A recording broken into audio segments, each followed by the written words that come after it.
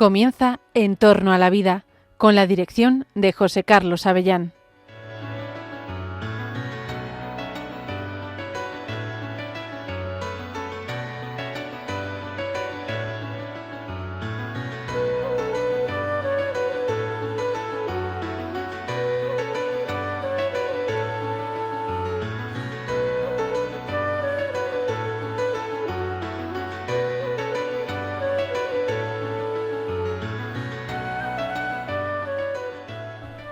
Buenos días, queridos oyentes de Radio María.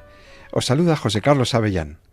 Estás escuchando En torno a la vida, un nuevo programa de esta serie fabulosa que es En torno a la vida. El programa en que la Radio de la Virgen nos acerca a las problemáticas científicas, médicas y sobre todo éticas que tienen que ver con la vida humana. La vida humana es un bien, es el máximo valor, ¿verdad? Uno de el valor fundamental y el bien que sustenta a todos los demás, ciertamente. El bien de la vida humana es algo que la sociedad debe proteger. Debemos defenderlo con las políticas, debemos defenderlo con nuestras actitudes, debemos defenderlo con nuestras leyes. Y realmente lo que ocurre es que lo que siempre había sido considerado algo indisponible, la vida es indisponible en el sentido de que yo no puedo quitarme la vida sin cometer un acto gravemente inmoral, ¿no? No puedo suicidarme sin cometer un grave acto inmoral, no puedo matar a otro sin cometer un grave acto inmoralmente grave, ¿no? La vida es indisponible, es intangible, en el sentido de que es algo que yo no soy dueño de ella, debo tener un respeto. Esta consideración que la filosofía y el humanismo cristiano había consolidado en Occidente, pues fue, digamos, diluyéndose estas bases teóricas en favor de un individualismo que reivindica mucho la autonomía de las personas, ¿verdad? Y que yo pueda disponer de mi vida. Este es uno de los eslóganes que se dicen, ¿no? Yo soy el dueño de mi vida, nadie tiene por qué decirme lo que debo hacer y lo que no, y yo tengo pleno poder de disposición como si fuera el propietario de mi vida. Esta concepción, fijaos, queridos oyentes, que está bastante instalada en la sociedad actual, y sin embargo nada más lejos de los planteamientos que la fe cristiana, que la revelación de nuestro Señor Jesucristo y toda la tradición de la doctrina de la Iglesia nos han enseñado. Nos han enseñado que sí, que tenemos una vida, pero que no es nuestra en el sentido de una propiedad absoluta. Somos administradores del bien de la vida.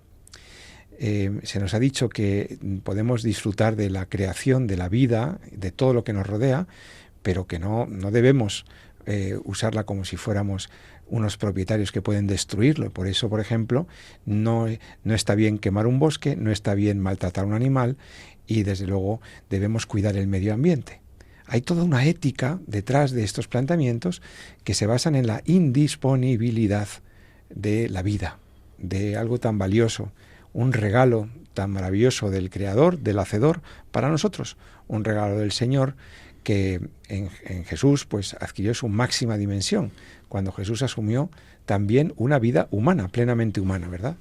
Y desde ese punto de vista, la vida siempre es valiosa, siempre es un bien, y en este programa lo que analizamos es en qué circunstancias, en qué condiciones y qué conductas de algunas personas, de algunos políticos, de algunas leyes, podríamos determinar, que vienen a transgredir este principio fundamental de la sacralidad de la vida.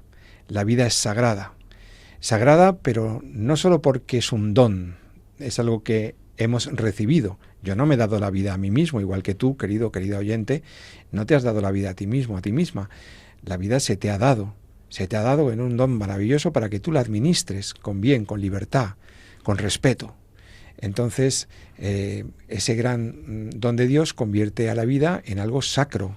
Sacro no estrictamente en el sentido religioso, que también, sino en el sentido de que es un espacio inviolable. La vida humana es tan bella, es tan buena y es tan valiosa que amerita, requiere, exige un respeto escrupuloso, ¿no? De manera que el sacrum, ese espacio de los templos y de los territorios en donde no se puede transitar por ellos, no se puede pisar, porque es espacio sagrado, ¿verdad? El sacrum, un espacio bendecido, un espacio inviolable, pues así es la vida humana, un sacrum. Y por eso se dice que la vida humana es sagrada. eso no significa que sea un valor absoluto. Es decir, que uno no pueda dar la vida. Claro, la puede dar, pero no se la puede quitar a sí mismo por capricho o por una decisión individual. Uno puede donar su vida a los demás, hasta el punto de que no es que pueda, es que los cristianos tenemos esa exigencia que emana del Evangelio. Tenemos el deber de dar la vida por los demás porque nuestro Señor Jesucristo dio la vida. Y nosotros, a nuestra manera, en nuestras capacidades, en lo que se nos ha dado, debemos entregarnos a los otros y entregar nuestra vida. Ese gesto amoroso de entregar la vida no tiene nada que ver con quitársela, porque yo entrego la vida incluso sacrificándola si fuera necesario por un bien mayor, como la salvación de mi alma o la salvación de otra vida humana, etcétera. Solo lo puedo hacer por amor y lo puedo hacer no por desesperación. Por eso, cuando nosotros en este programa hablamos de la vida humana, hablamos de algo bueno, de algo regalado, de algo que se nos ha sido dado para nuestro disfrute, por supuesto, para nuestra expansión, para nuestro desarrollo, para nuestro encuentro con el Señor y con los hermanos y con el resto de los seres. Entonces, bueno, vaya, me he enrollado un poco, pero es que me importa mucho que entendamos por qué hacemos todo un programa sobre la vida humana. Hacemos un programa sobre la vida humana porque entendemos que es así de valiosa y de importante. Y alrededor de la vida actualmente hay algunas acciones y algunas tecnologías y algunas prácticas médicas que atentan contra ese bien sacro, ese bien sagrado, valiosísimo que es la vida humana. Y de eso va este programa, de detectar esas amenazas, también ver qué oportunidades nos da la medicina y las otras ciencias biomédicas para el cuidado de la vida humana, porque lo que nos pide Dios es que respetemos la vida, que la protejamos, que la promovamos, que la acojamos. Cuando, por ejemplo, viene la vida en el sentido de que en una familia pues es bendecida con un hijo, cuando una pareja recibe la noticia, ¿verdad?, de un embarazo, pues qué maravilla, porque está siendo bendecida por todo un Dios eterno y omnipotente que decide que por su amor, bendice su amor con un fruto maravilloso que es el Hijo. Entonces, acoger la vida. Como veíamos en el último programa, con ese mensaje, ese audio que tomamos del Santo Padre de León XIV, el Papa hablando sobre la necesaria acogida de la vida. Bien, este es el programa que tenemos nosotros. ¿Por qué te interesa? Hombre, porque si me estás escuchando es que eres titular de una vida humana y puedes escucharme y te importa qué se hace con la vida, qué se hace con la vida. Y bueno, pues aquí en este programa modestamente estamos intentando pues recoger esas novedades, esas noticias que tienen que ver con el cuidado de la vida o también con las amenazas que se ciernen sobre ella. Pues querido oyente, hoy José Carlos Sabayán te presenta un programa que ha preparado con cariño con el maestro, el profesor Jesús San Román, médico. Sí, se sonríe porque es muy humilde, pero es que yo recuerdo cuando Jesús San Román, médico y profesor universitario. Jesús, cuando yo voy a dar conferencias por ahí a tierras de ultramar, como os decía antes, cuando uno va a esos países maravillosos de Hispanoamérica, y entonces a uno, los estudiantes aquí en España te llaman profesor. Y igual que en algunos ámbitos anglosajones, profesor es un gran mérito, ¿no? Pero en esos países te llaman maestro. Y cuando un estudiante te dice maestro dirigiéndose a ti en tu calidad de profesor o de conferenciante o tal, la verdad es que resulta emocionante, porque me parece que nada hay más bello o pocas profesiones son tan bonitas como el magisterio, el ser maestro. Decía Gregorio Marañón, ¿no? Una diferencia entre el maestro y el profesor es que el maestro ama lo que enseña, ¿no? Porque lo enseña con amor, ¿no? Esa es un poco una de las grandes claves, ¿no? Muy bien, ven ustedes, claro, ¿por qué es maestro? Porque encima cita a Marañón con soltura, claro. Bueno, pues fijaos, queridos oyentes, hemos preparado un programa que trae dos novedades que son históricas en lo que es la legislación sobre la vida humana en el ámbito de Europa. Y una es una buena noticia, o al menos no tan mala. A ver, como dicen ahora, ni tan mal, ¿no? Como dicen ahora, la gente dice ni tan mal. Bueno, pues sí, es que, a ver, no es del todo buena, pero en fin, vale, ahora veremos. Ha ocurrido en Irlanda. ¿Qué ha pasado en Irlanda? Ahora te lo voy a contar, porque tiene mucho que ver con la vida de los bebés, de los niños. Sí, muy interesante. La ha encontrado el doctor Jesús San Román esta noticia. Y luego yo compartía con él hace unos días, ya hace 15 días que supimos que la Asamblea Nacional Francesa, nuestros vecinos, los franceses, lamentablemente, después de años de debate, de recurrentes intentos, ha llevado a la Cámara Legislativa de la República Francesa una ley que autoriza de manera bastante amplia, como luego comentaremos, la eutanasia o la práctica del suicidio asistido. El suicidio asistido en Francia ha sido autorizado, ya lo tenían en Suiza, ya lo tenían en Holanda, ya lo teníamos en España, ¿verdad?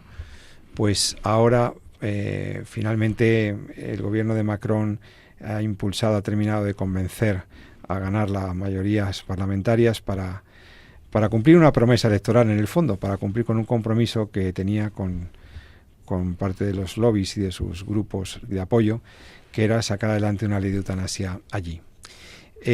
Fracasó varias veces en el Senado en la última década y finalmente, pues hace 15 días, ¿verdad, Jesús? Sí, parece que se ha logrado aprobar.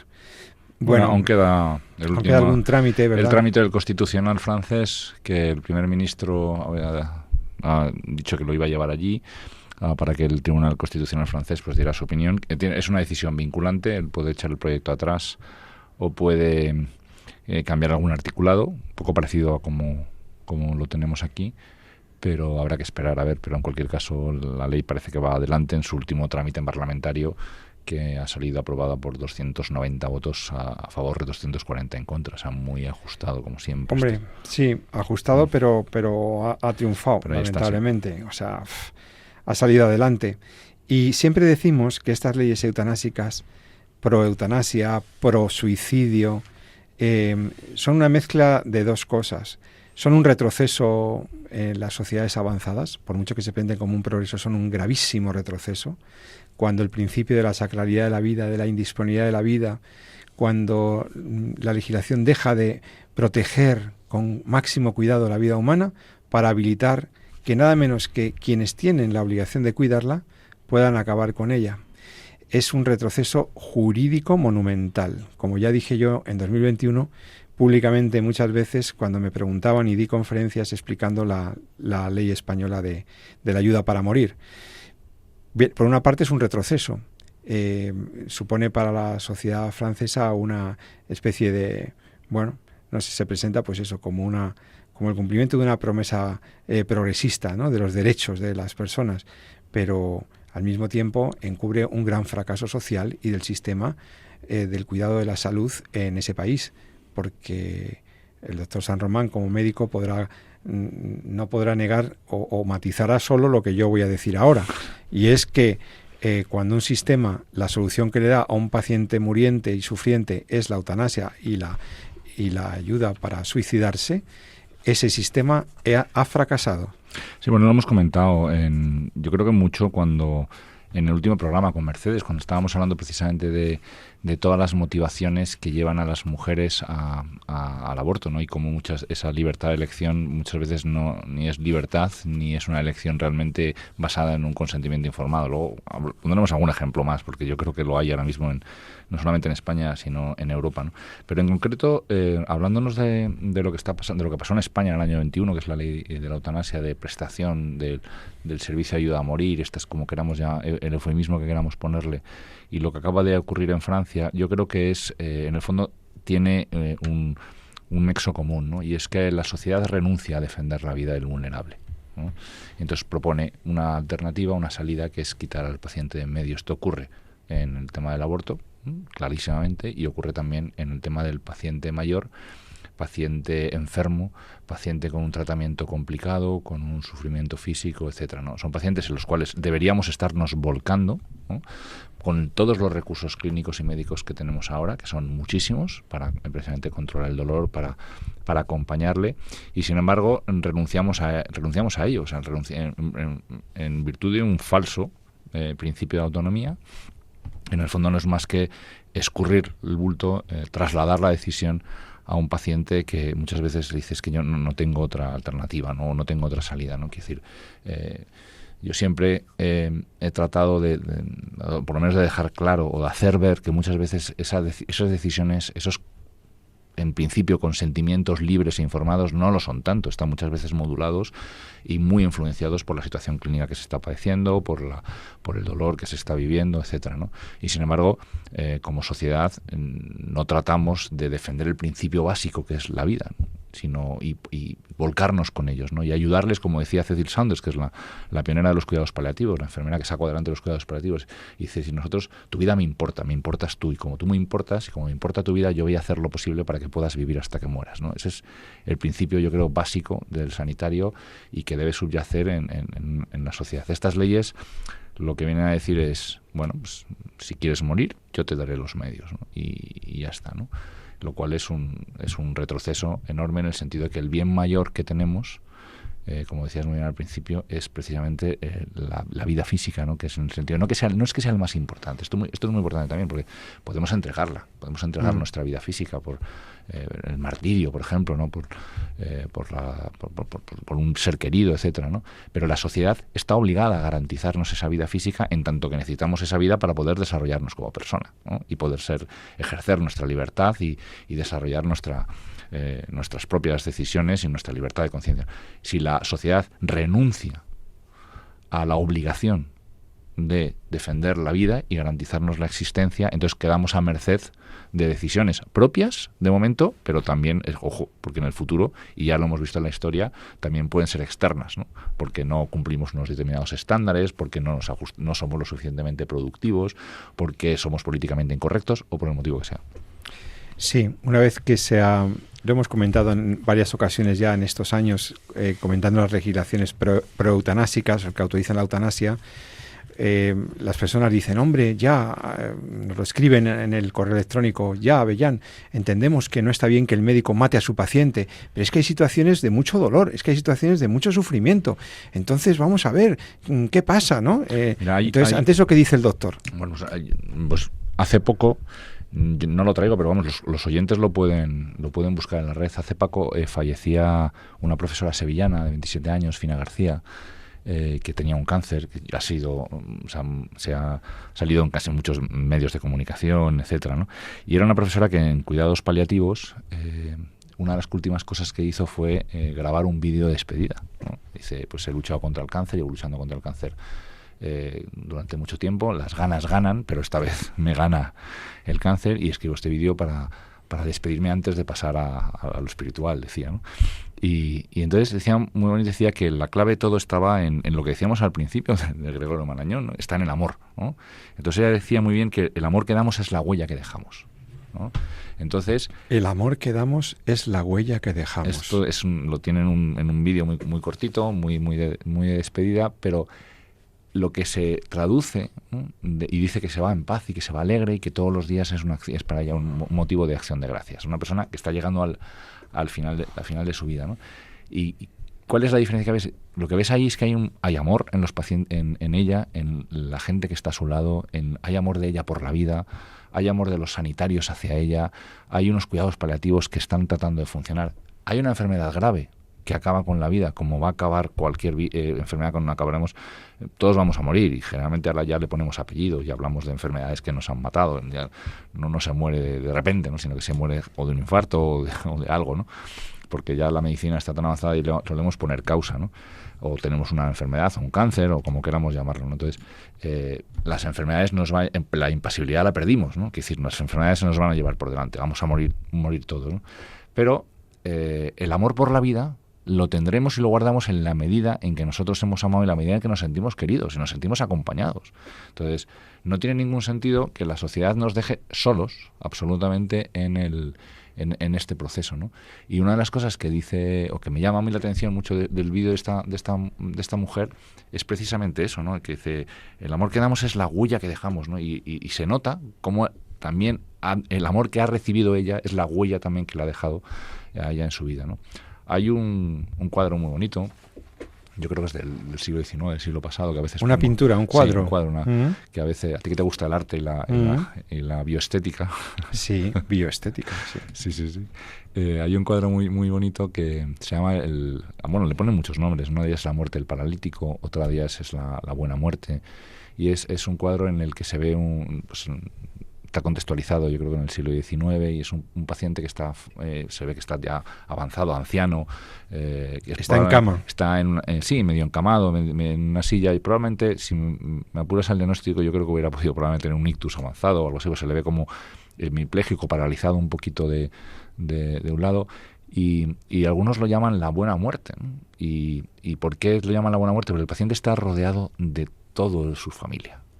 En ese cuadro, el cuadro es precioso, ¿no? Muchas veces lo pongo en clase precisamente para ver un poquito, haces una encuesta entre los adolescentes y a mí todo el mundo se quiere morir durmiendo, sin saberlo, sin enterarse, ¿no? Nuestra generación éramos más de los que nos gustaría estar rodeados de nuestros seres queridos, acompañados. Este cuadro es un poco así, ¿no? Entonces se le ve acompañado pues precisamente de sus hijos, de sus nietos, que le están arropando, que le están dando de comer. Se ve el perro, incluso la mascota también está por ahí andando. Entonces, y es un cuadro que te da un poco paz, ¿no? En el sentido de decir, bueno, llegamos al final de la vida y llegamos pues con esa huella de amor que hemos dejado en los demás y que los demás también han dejado en nosotros mismos, y que nos da la paz y la sensación de decir, bueno, yo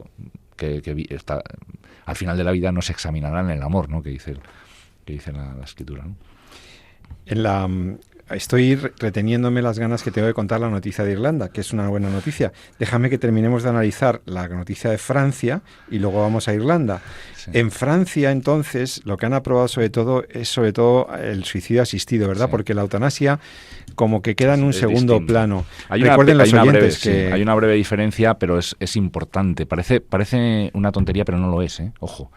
El suicidio asistido es cuando nosotros, la sociedad permite, ¿no? El primer punto de partida. No hay ninguna sociedad que haya permitido el suicidio. El suicidio es algo, en la historia, el suicidio es algo que incluso cuando uno ve las películas y ve a alguien que se quiere suicidar, pues todo el mundo se vuelca para, hombre, pero piénsatelo, ¿no? Que vas a echar por la borda el bien, uno de los bienes más preciados que tienes, ¿no? Que es tu vida, ¿no? Es decir, que estás viendo las cosas ahora de una manera y mañana las puedes ver de otra, ¿no? Esa decisión que ahora mismo estás queriendo tomar está probablemente influenciada por una situación que es vulnerable, que es cambiante, ¿no? Esto lo hemos visto también en algún artículo clínico, ¿no? Donde pues a veces las peticiones de eutanasia o las ganas de que se practique la eutanasia con uno, pues dependen muchas veces de estados depresivos, de dolores mal manejados, etcétera, y eso pues fluctúa, va cambiando, etcétera, ¿no? Entonces incluso las primeras, cuando hay alguien que está intentando suicidarse, pues ahí actúa la policía, el amigo, lo que sea, ¿no? Para evitarlo, ¿no? Bueno, pues la ley del suicidio asistido lo que viene a decir es, si tú te quieres suicidar, nosotros te lo vamos a facilitar. Es decir, le vamos a dar la medicación, por eso se llama suicidio asistido, ¿no? Entonces le vamos a dar una medicación, que es el que la prescribe obviamente el médico, pero el médico no se la administra, sino que se la prescribe y el paciente se la autoadministra a sí mismo, ¿no? De manera que es un poco eufemístico esto, ¿no? Porque el paciente se está quitando la vida con los medios que nosotros le hemos dado, ¿no? Es como si yo no te voy a pegar un tiro porque aquí tienes la pistola, ¿no? Para que te la uses tú, ¿no? Y por eso se llama suicidio asistido, ¿no? La ley de eutanasia en Francia es lo que permite, pero también deja la salvedad de que si el paciente no se puede autoadministrar esa medicación, entonces se la tiene que administrar un sanitario. Y eso es lo que es propiamente la eutanasia. Claro, en España era un poco diferente. En España tú puedes elegir la ayuda para morir en las dos versiones, ¿eh? Sí. En alguna de las dos versiones. Incluso en el proceso puedes cambiar incluso de una versión a otra. De hecho, ¿por qué es diferente? Porque la eutanasia es el médico el que te quita la vida, ¿no? Que es el único procedimiento en el que se ha legalizado, junto con el aborto, que permite a un ciudadano quitarle la vida a otro, ¿no? Que es que al médico permite matar a su paciente, ¿no?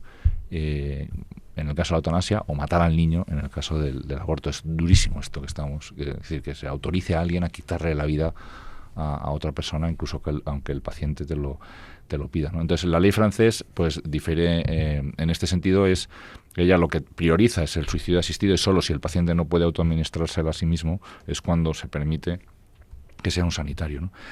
Y luego cambia también lo del contexto eutanásico, ¿no? Las causas que podrían legitimar la acción. Sí. Sí, aquí hemos vivido hace apenas unas semanas el caso de Noelia del Castillo, que ha sido muy discutido, que está ahora mismo incluso creo que en el Tribunal de Derechos Humanos. Está incluso revisando la propia madre de Noelia, está teniendo una postura incluso activa en contra de la eutanasia ya después de que su hija haya fallecido, ¿no? Hace poco ha presentado creo que antes ha presentado una denuncia en la Fiscalía por el tema de las presuntas violaciones que sufrió Noelia, y por el cual intentó suicidarse, se quedó tetraplégica y se inició todo ese proceso, ¿no? de eutanasia. Y entonces la ley te permite en España el tema de solicitar la eutanasia pues por un dolor psicológico que no es reversible al tratamiento, etcétera, etcétera. Que fue un poquito toda esta discusión si la decisión de Noelia era una decisión libre o si estaba motivada precisamente por la patología mental o el trastorno de personalidad que tenía o que conocíamos que tenía.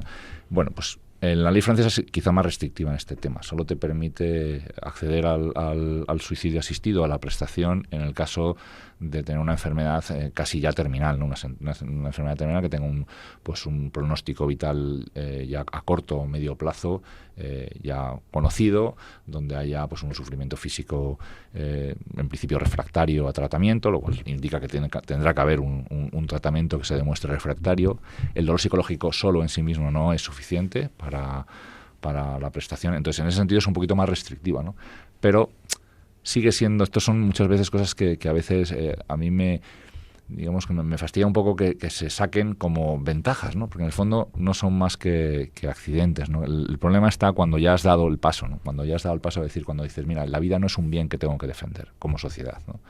Y por tanto, vamos a poner unas condiciones en las cuales yo como sociedad me voy a quedar al margen de que tú te quieras quitar la vida, ¿no? Esto ya lo hemos visto en otros países. Francia entra en el grupo con España y ya... Pero lo vimos en el proceso de Holanda. Exactamente, y lo hemos visto en Holanda, Bélgica, Luxemburgo, están ya en 5% de datos. Canadá, ¿no? Donde prácticamente ya... Porque ¿sabes qué pasa, Jesús? Que lo hemos comentado alguna vez también. Yo recuerdo el año pasado un programa sobre eutanasia. Porque ¿sabes lo que pasa? Que cuando tú, una cosa que tienes muy claro que no se debe hacer y que la sociedad durante siglos ha entendido que es indisponible la vida, que los médicos no matan a sus pacientes, que no puedes matarte tú sin haber hecho algo que no es correcto. Podemos decir que estaría desesperado, estaría fuera de sus cabales el suicida, pobrecillo, de una persona que sufre muchísimo, ya, pero lo que ha hecho, no le juzgamos al suicida, no juzgamos al suicida, pero lo que ha hecho está mal. Es decir, la inmensa mayoría de los corrientes de la ética en la historia, en Oriente y en Occidente, la inmensa mayoría, aunque alguna oriental lo admite como un acto de honor y tal, pero bueno, la mayoría entiende que el suicidio es algo incorrecto, éticamente, que no está bien que tú te quites la vida. Vale. Pero espera, déjame terminar el argumento. El argumento es que una vez que se abre la espita, es decir, una vez que tú abres las puertas en el campo, ya luego no puedes acotar más. Ya empiezan a entrar otros supuestos. A mí me parece muy bien que los franceses prudentemente han hecho la cautela sobre que el mero sufrimiento psicológico no es constitutivo de una causa para poder ayudarte a matarte. El mero sufrimiento psíquico. Cosa que en España, por cierto, está mucho más diluido. O sea, en España eso no está garantizado. Por más que ahí está relativamente abierto. Está relativamente abierto. ¿Por qué? Porque como habla de un sufrimiento, tal. Bueno, hay algunos intérpretes que entienden que no está suficientemente garantizado en España evitar eso. Ahora, los problemas de salud mental están entrando o van a entrar igual en Francia. Los problemas de salud mental van a entrar en Francia con temas de eutanasia, porque hay mucho de suicidio asistido, porque hay mucho sufrimiento en procesos de las personas, que si la ley está permitiendo el recurso a esto, pues claramente se pueden ampliar los supuestos. Porque es eso, o sea, es como luego ya intenta parar el agua, o sea, una vez que ya has abierto la puerta ya no puedes recuperar el agua.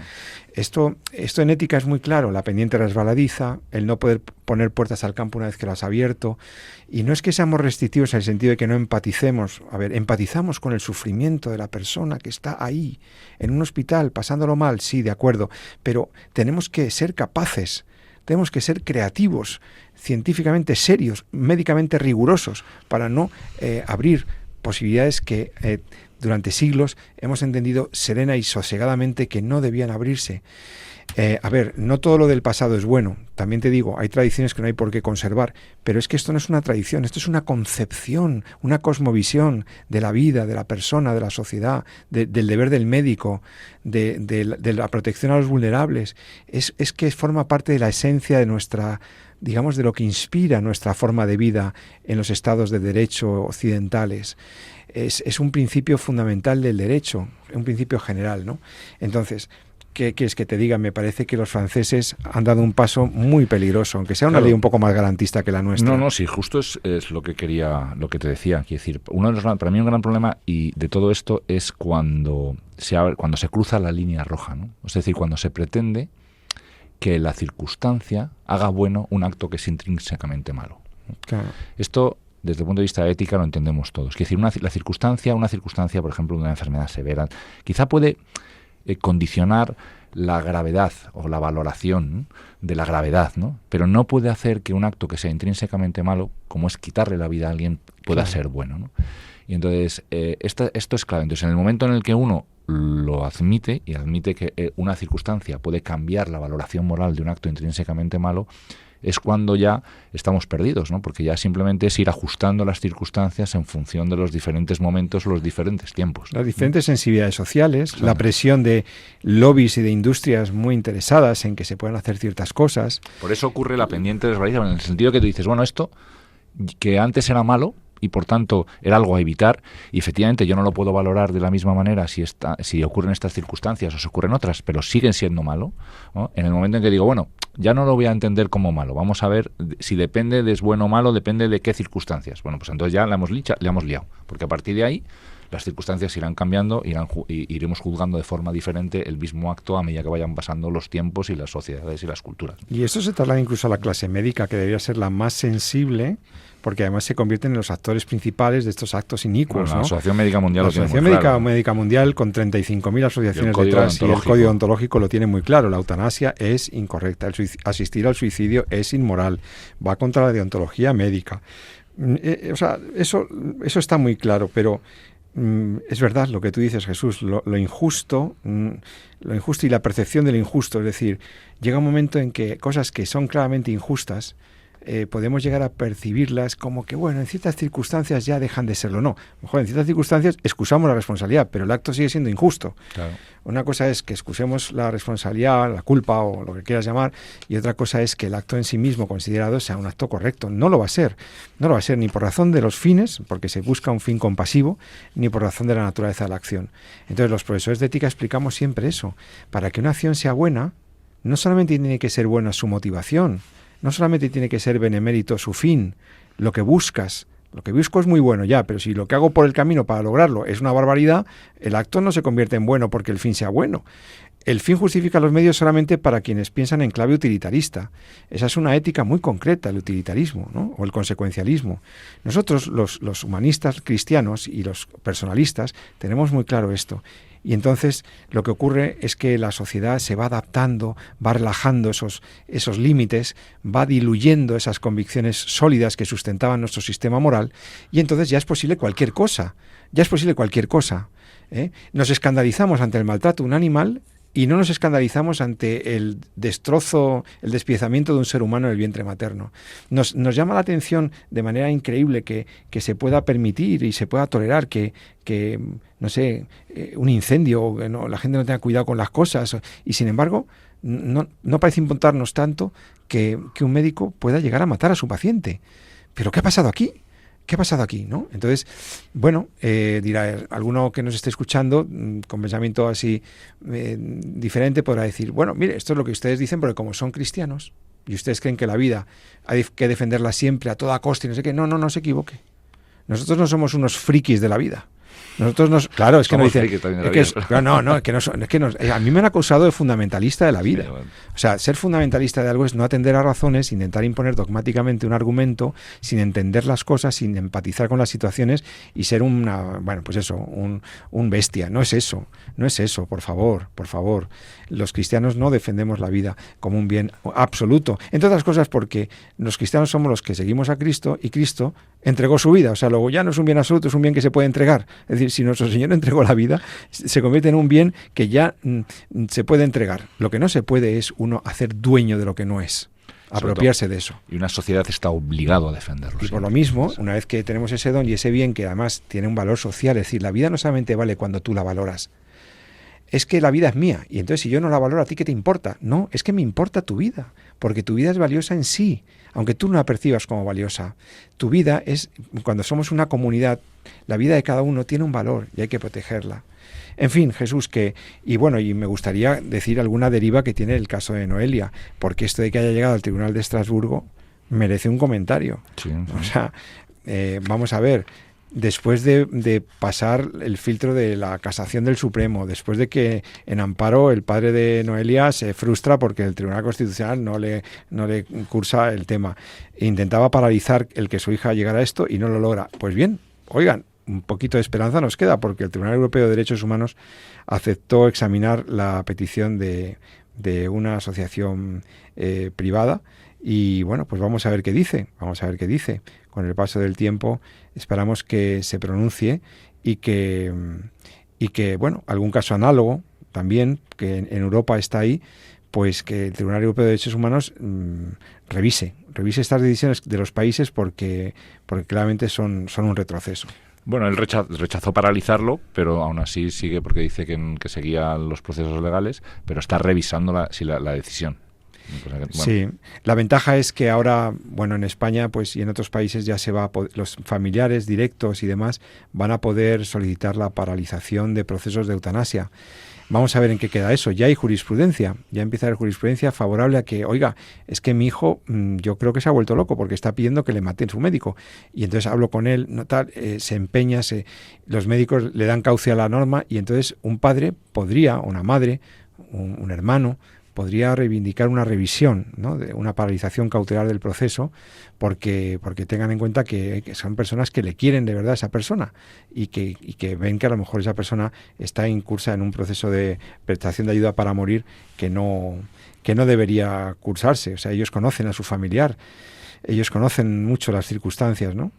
Entonces ahora ya sí, ahora se puede intentar parar estos procesos, esto es bueno, ¿no? Esto también es una buena noticia. Sí. Pero Jesús, estamos hablando mucho de esto y me están dando ganas de hablar del tema de Irlanda, pero vamos a hablar del tema de Irlanda después de hacer una pequeña parada, ¿vale? Bueno. Vamos a escuchar una canción. A ver, yo decía, antes de ayer, prácticamente, ¿qué pasó antes de ayer? Pues que fue San Joaquín y Santa Ana. El Día de los Abuelos. Santos tan importantes. Vamos a ver, los abuelos son los responsables de que estemos aquí. Tú y yo, Jesús, tienen toda la culpa. Son los primeros que defendieron la vida, que acogieron la vida, nuestros abuelos.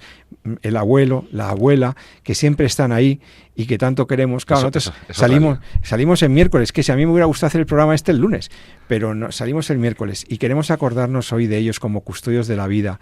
Cuando los hijos no alcanzan, están ellos ahí a cuidar de los niños, de los nietos. Cuando los hijos los necesitamos, ya incluso en su ancianidad, ahí están los abuelos, los padres, ¿no?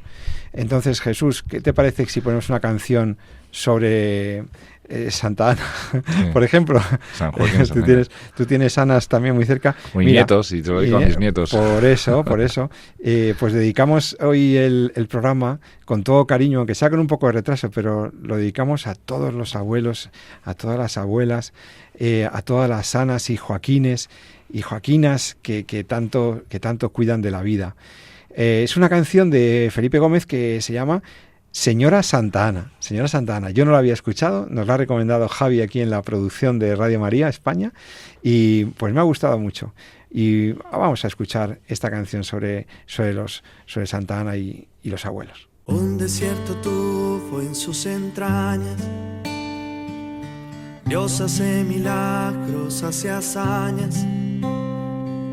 Sale de la oscuridad la luz. En el vientre de Santa Ana es la madre de Jesús. Nace una pequeña inmaculada en casa del anciano Joaquín. La niña de Dios quien fue adornada, por ella vendrá el Mesías, quien pondrá al pecado fin. Señora Santa Ana, de Dios abuelita, protege mi alma, abuela bendita, tu santa familia, proteja la mía. Santa Ana, gracias por María.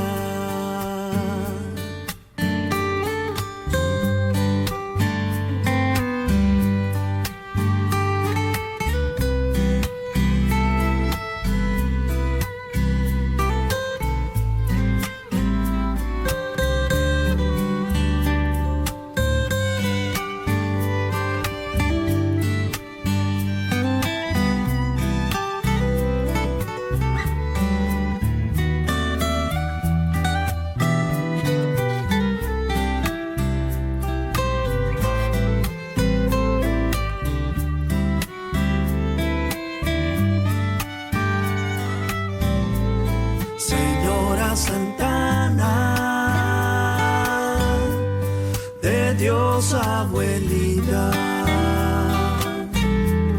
protege mi alma, abuela bendita,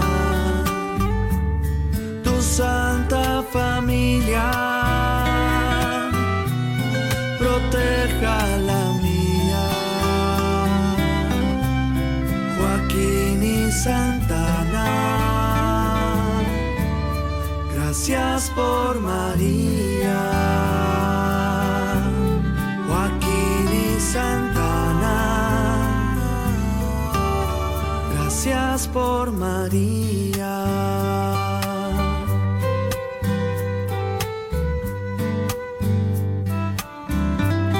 Gracias por María.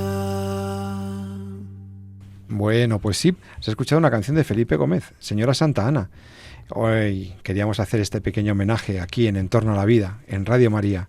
Estás escuchando el programa de la radio de la Virgen, en el que hablamos sobre la vida, sobre las enfermedades, sobre los procesos clínicos.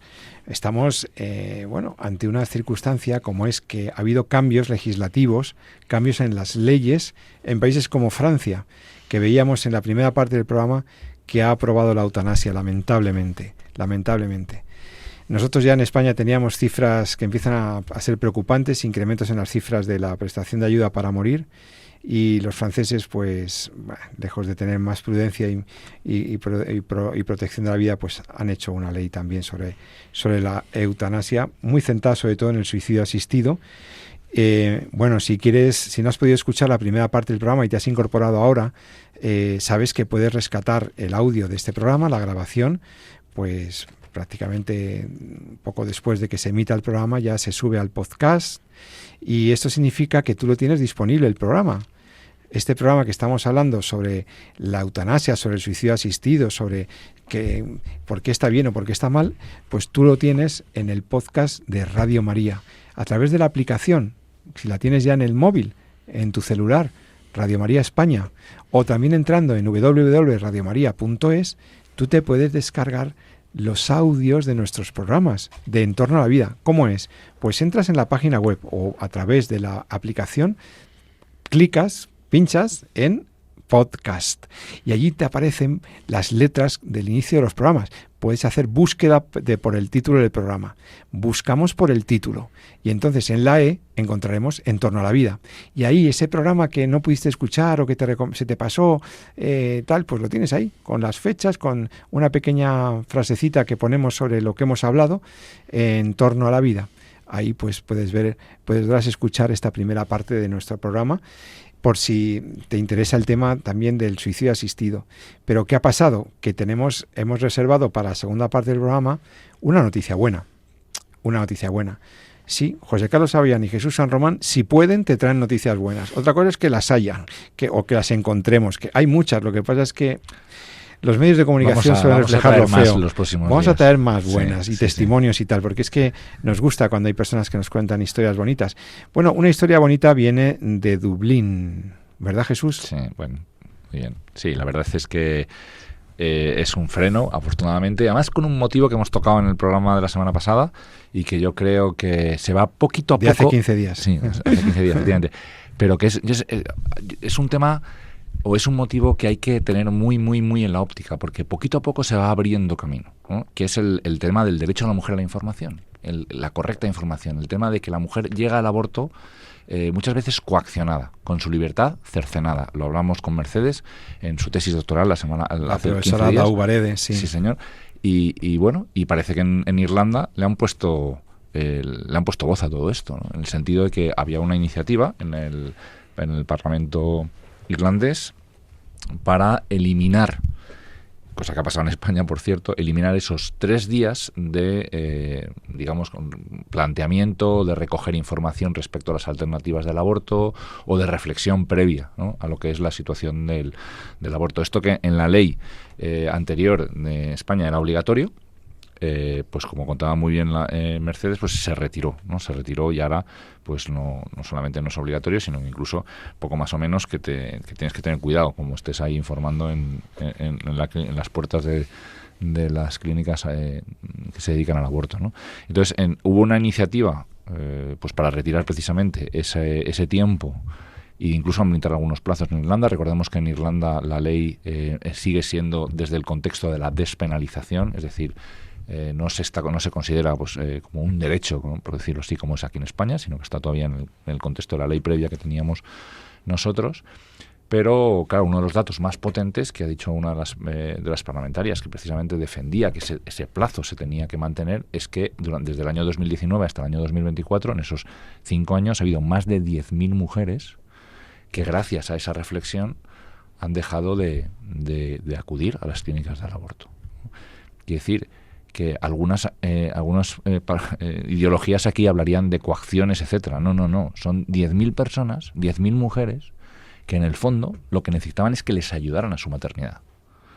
Y que durante esos 3 días de reflexión han encontrado definitivamente otro camino, otra forma de poder resolver el problema que tenían con su embarazo y que en su valoración inicial les abocaba al aborto. Y sin embargo, gracias a la información, gracias a que ha podido haber alguien, no sé cuál habrá sido la causa final, pero ha podido haber alguien en su vida que les ha dicho, oye, ¿en qué es lo que te puedo ayudar para que no abortes? O estas son las alternativas que tienes, o piénsatelo porque podemos hacerlo de otra manera, o podemos abordar este problema de otra forma. Es decir, hay otras maneras de abordar este problema que no sea el aborto. Gracias a que eso ha podido darse durante los 3 primeros días, ha habido aproximadamente unas 10.000 mujeres que no han acudido a las clínicas. Sí, porque esto es muy importante, porque Irlanda ya es un país que también había legalizado en las primeras 12 semanas el proceso del aborto, lo había legalizado, además de manera gratuita en el sistema público, y la verdad es que lo que querían era retirar ese momento de reflexión que tradicionalmente se había exigido, un periodo de espera obligatorio de 3 días entre la primera consulta médica y la prescripción o realización del aborto. Esos 3 días parece ser que estaban en cuestión, ¿no es así, Jesús? Y que, bueno, el procedimiento que combinaba este periodo inicial y luego una serie de indicaciones o de circunstancias excepcionales para poder abortar, pues la verdad es que ha salvado muchas vidas en ese país. Si se ejerce de una manera cuidadosa y responsable, y de una manera responsable este requisito, el acceso al aborto está condicionado a que la mujer por lo menos se lo haya podido pensar un poco. Que vamos a ver, que es que tampoco es lo que estamos diciendo sobre la base de que el aborto es una cosa que ya sabemos que es dolorosísima, que es una cosa dramática, que es un acto terrorífico, ¿no?, de muerte de un inocente, pero es que encima la mujer sale muy dañada, ¿no? Entonces, hombre, que por lo menos las mujeres puedan pensárselo. Claro, esto es lo que ha dicho el Parlamento. Exactamente. En el fondo, o sea, la votación creo que han sido bastante llamativa, en torno a 80 votos a favor de que se mantenga precisamente ese periodo y unos 30 votos en contra, me parece que ha sido así, ¿no? Pero probablemente yo creo que entre esos 85 votos que ha habido en contra de que se elimine el periodo de reflexión previo, probablemente habrá muchos que incluso defiendan la ley del aborto, ¿no?, y que no estén de acuerdo con que se quite la ley, ¿no? Estoy casi seguro. Yeah. Pero por lo menos demuestran decir, oye, mira, es que me importa lo que le pasa a la mujer, ¿no? Es quizá un primer paso, ¿no? Es decir, me importa que una mujer acabe o se vea abocada al aborto es una tragedia, es un fracaso, ¿no? Es el que solo podamos ofrecerle a la mujer una alternativa para solucionar el problema que lleva a cabo con su maternidad. Esto es un desastre, ¿no? Entonces tenemos que poder ofrecer otras alternativas, otras soluciones para que la mujer después pueda decidir, al menos sin la coacción que supone el hecho de que se sienta sola o se sienta con miedo, como decía Mercedes, ¿no? Bueno, es un primer paso, ¿no? Estamos muy lejos todavía, como bien decíamos, pues la mejor ley del aborto es la que no existe, ¿no?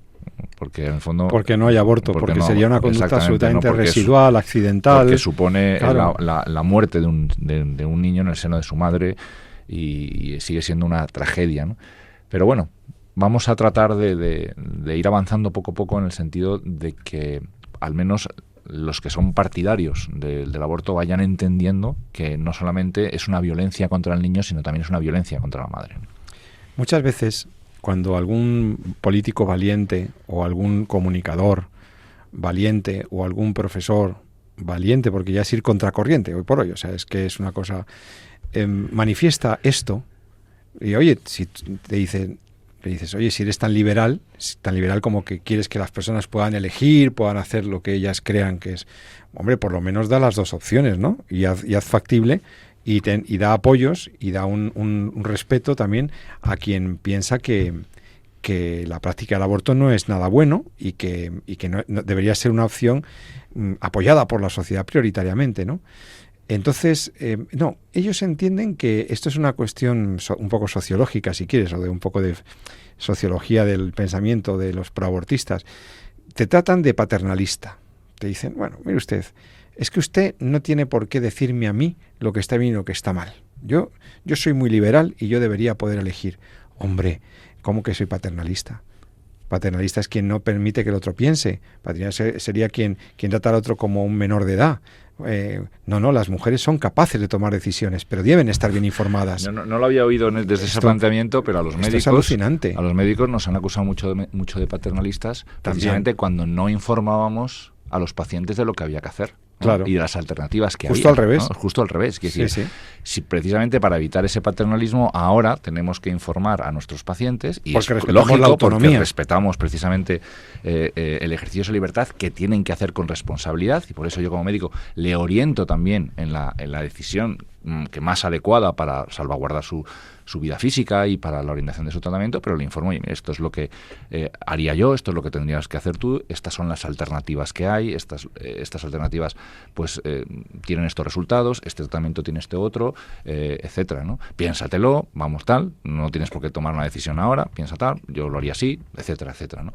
Bueno, pues esto parece que en el tema del aborto como que te estás metiendo en una coacción, ¿no? Cuando dices, mira, te vamos a practicar una hora, tal, pero hombre, habrá alternativas, ¿no? Es decir, ¿qué otras formas tengo yo de solucionar esto, ¿no? Si yo realmente no quiero, ¿no? Eso me dice mucho, yo decía Mercedes, si yo no quiero abortar, lo que pasa es que nadie me ayuda, o sea, estoy sola, no encuentro alternativa, ¿no? Bueno, pues no te preocupes que aquí estamos, ¿no? Eso en el fondo no es ya tanto, es preocuparse incluso por la mujer, ¿no? Aunque independientemente de lo que puedas pensar después, ¿no? Respecto a lo que es el aborto, ¿no? Pero por lo menos traduce esa preocupación. Si además, pues ya abres la mente un poco, sales de tu cerrazón mental, ya ves la mente hacia la vida, ¿no? Que hay en el interior de la madre, que va gestando en su interior un nuevo ser humano, una personita que está poco a poco creciendo, pues entonces ya la coherencia sale sola. Es decir, no solamente te tengo que ayudar, sino que estoy obligado a ayudarte para defender tu vida como madre y la vida de tu hijo, ¿no? Pues relacionado con esto que dices sobre la soledad de la mujer tentada del aborto, soledad que encuentra en su familia, soledad que encuentra por las presiones sociales, soledad que encuentra porque no se habla mucho del bien de la maternidad, que tiene que tomar una decisión muchas veces, pues eso, forzada por todas las circunstancias.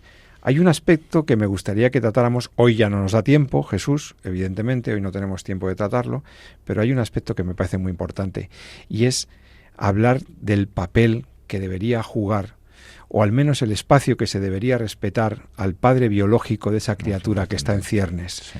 El padre, el padre biológico es alguien que, ahora no pinta nada con las legislaciones actuales. La mujer puede abortar sin contar con el consentimiento, la aprobación de quien es el padre de ese bebé, de ese embrión. Entonces, se ha convertido en una decisión unilateral de la mujer que deja fuera al varón en todo este proceso. Y es verdad que durante mucho tiempo ha sido el mismo varón el que ha inducido, el que ha dejado sola, el que ha empujado de manera egoísta e indolente a la mujer al aborto, y que muchas veces han sido ellos los que han provocado eso. Muchas veces somos los varones los que no acompañamos esa maternidad inesperada a veces, o lo que sea, o no buscada. Pero es que ahora, si un hombre honesto y bueno quisiera que su hijo viniera al mundo, pues no puede hacer nada para evitar que la mujer lo aborte. Es una cosa que merecería que un día dedicáramos un programa a revisar ese aspecto. El papel del varón en los procesos reproductivos humanos ahora, en el mundo en el que estamos y en la decisión abortiva. Pero en fin, se nos ha acabado el tiempo, Jesús San Román. Como siempre, con temas que dan mucho juego y que pues seguiríamos hablando, pero ya es momento de pasar a otras cosas, a otros programas de Radio María que vienen ahora enseguida. Yo por eso agradezco a mi compañero la preparación de este programa, en el que hemos hablado, pues como has escuchado, sobre los cambios legislativos en Francia y en Irlanda, en temas bioéticamente muy importantes: la autorización del suicidio asistido en Francia y indirectamente la eutanasia, y también la limitación del Parlamento irlandés a ese intento de quitar el periodo de reflexión en las prácticas del aborto en ese país, en Irlanda. Son noticias que nos hablan de cómo las leyes intentan acabar con ese principio de la sacralidad de la vida. Son leyes muy perniciosas, nada progresistas, porque lo que hacen es condicionar un valor fundamental, que es el respeto incondicional debido a la vida humana, que es, como decía Jérôme Lejeune, la vida humana es indisponible. Con eso lo dejamos ahí, Jesús. Emplazamos a nuestros oyentes para que sigan disfrutando del verano. Felicitaciones otra vez, aunque sean 48 horas después, a los abuelos y a las Anas y Joaquines que tanto queremos. Y si tú lo quieres, nos encontraremos, si Dios así lo quiere, en la Radio de la Virgen dentro de 14 días, en Entorno a la Vida. Y no lo olvides, en medio del verano, en medio de todas las dificultades, en medio de todas las alegrías, ama la vida y defiéndela. Hasta pronto.